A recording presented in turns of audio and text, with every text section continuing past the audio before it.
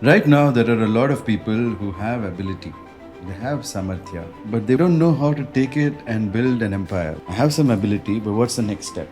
I know to create something, but what's the next step? And that is why we have Brahma Vidya, which is the knowledge of creating.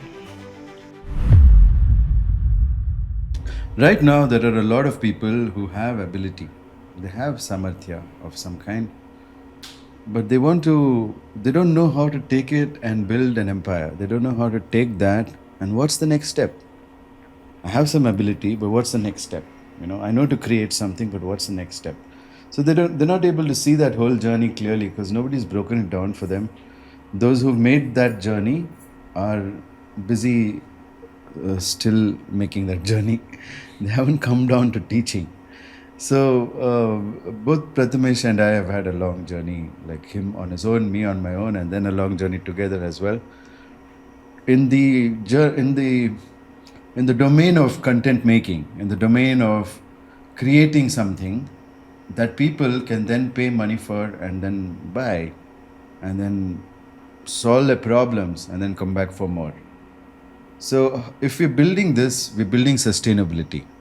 If we take our samarthya and we don't make an offer to people by which they can use it and scalably use it and sustainably use it, then we're not ever going to build an empire.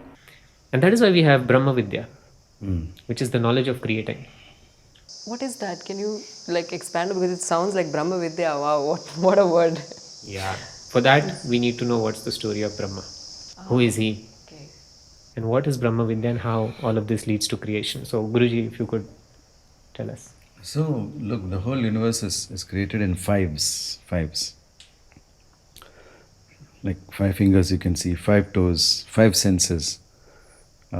Everything is 5 pranas. And so Brahma himself also had 5 heads because he would use his 5 heads to create things. And in these 5 heads, there was a lot of knowledge. And that knowledge would bring out the blueprint of an ecosystem just perfectly without thinking, without doing anything, just playing around. He would create things, okay? So Brahma's sneeze will create something. His breath will create something. His fart will create something. His ejaculation will create something. His yawn will create something. And his anger will create something. And his fear will create something. So whatever he is doing, he is creating. Every single place he's creating because he's preserving his Brahma Vidya so much that anything he does, it will create. Including good, bad, everything he's created. That's what an ecosystem is. There will be some things against the other. They'll be eating each other and they'll eat just enough of each other to stay in balance. That's how our ecosystem is built. So we need to understand that, and then we don't want to be a player, just a player in the ecosystem. We want to be the builder of the ecosystem like Brahma. So Brahma builds everything and then he watches, he meditates, and people pray to him saying, yeah, can I get an upgrade here? Can I get an upgrade here? And then he agrees to it. But he doesn't agree so much to evil upgrades, but maybe this time he agreed. Somebody must have let me conquer Bharat. And then he would have said, okay, tathastu, because you did a lot of tapasya, you pleased me, you did a lot of things for me. So there was association with Brahma, is association with the spiritual way in which he creates. Understanding a lot of things. What is his methodology? So his methodology is fourfold. It starts with Brahma Sankalpa. There's a decision, that there's a desire, and there's a clear yes for it. Even he doesn't know how, but there's a clear yes. And then Brahma what? Brahma Kriya. Brahma Kriya? Yeah. Second step? Yeah. Okay. Then Mandala, then Srishti. So there's Brahma Kriya, which is next, where Brahma starts to do things. And here it's a spiritual action. If you take some spiritual actions every day, something builds, energy builds. When energy builds, that energy is self-organizing. People will come out of the atmosphere and start finding you, When I first went to Arvel and I called Rekha saying, can you help me find a house? She said, manifest it. I said, okay. And I manifested it. That's what I did. I did some spiritual actions. I prayed. I prayed to Devi, I prayed to Hanuman, and I prayed to Shiva, and I said, please give me a house. I prayed to Sri Ram. I said, give me a house. And I said, that's it. I'm not going to look for a house. And I said, I'm going to stay in this for as long as it takes. I'm going to stay in this hotel. until I can find a house. And I don't care. And I chilled out. By that evening, we found a nice house. People came and... So this is called spiritual action. This is called... This is what we need. This is what we need to... That luck and the luxury cannot come without spiritual action. So that's what we're looking for, We're looking for that Lakshmi to enter in your life. Who's this Lakshmi? Is it some woman who's going to come into your life bearing gold? Or is it some opportunity and environment and ecosystem that starts rearranging just because you wished for it? Starts rearranging inside your brain also. Who are you? What's the environment? Everything rearranges through these spiritual actions. So that's Brahma Kriya, spiritual actions. And then, you know what forms the ecosystem? Brahma Mandala. So many things start connecting from so many sides. You create that ecosystem. And Prathamesh modeled it based on what I was doing. So he saw that I'm running this ecosystem, and he's like, Guruji, this is an ecosystem. I said, yeah, how did you notice?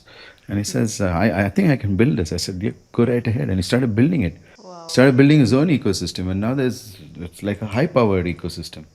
Probably more high-power than my ecosystem. Got quality people, because he came up with the concept of adhikaris. He said, if people are qualified, only I can teach them, Guruji. Otherwise, I can't teach them. I said, I totally agree with you. Let me also make a set of adhikara. And I improved my course after that. So that's really the mandala level. And then finally there's Brahma Vidya, right? What's the last one? Brahma Srishti. Brahma Srishti. Now Brahma Srishti is when everything starts executing, it starts building that synergy and working together. That's when you can take a back seat. You don't have to be in the front anymore, making invitations, calling people, setting the frame, building systems. You don't have to do any of that stuff now. You step away and your wish is the command. Yeah, like a Brahma. You just wish for it and it happens. Like I wished for this video and it's happening. Just like that. I didn't do nothing. I just showed up here at 6:30 in the morning. That's it. I didn't have to do anything else other than my usual stuff. Wake up in the morning and come here. And things are happening. I don't have to edit a single thing. I don't have to do anything here. I just have to talk. Right? So you get to do the things you really love to do, which is I love to talk. So I think that's good.